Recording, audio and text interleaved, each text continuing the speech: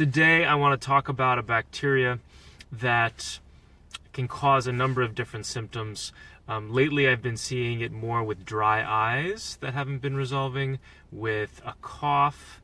Sometimes it can cause pneumonia, and then it can be associated with autoimmune diseases as well. So let's jump in here, because all you guys know me. I don't have to introduce myself. We're talking about fatigue, of course. And so this bacteria is Mycoplasma. So Mycoplasma is the smallest living organism that we know of, bacteria anyway, and it does not have a cell wall, which makes it very hard to kill. Oftentimes the cause of walking pneumonia, where people are able to function and they're able to go about their daily lives, but they have this cough, they have this congestion that just kind of holds on. So sometimes if you think back in your memory and you've had something like this, it's very possible that maybe you have Mycoplasma. It also can cause a number of different autoimmune disorders, including rheumatoid arthritis and lupus, scleroderma.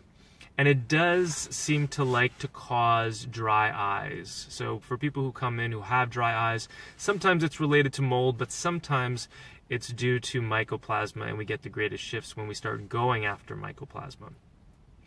So how do we do that? Well, Byron White formulas have a great A-Myco product, A-MYCO.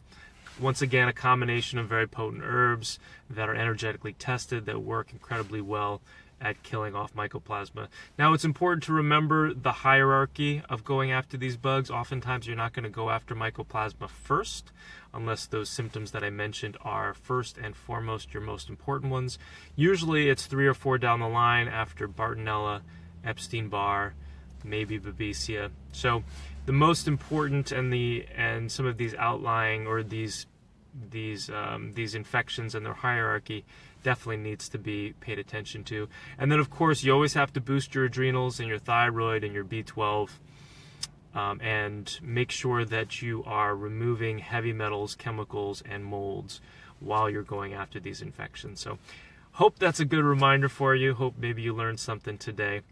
And I hope you all have an amazing day, and we'll talk soon. Thanks for watching.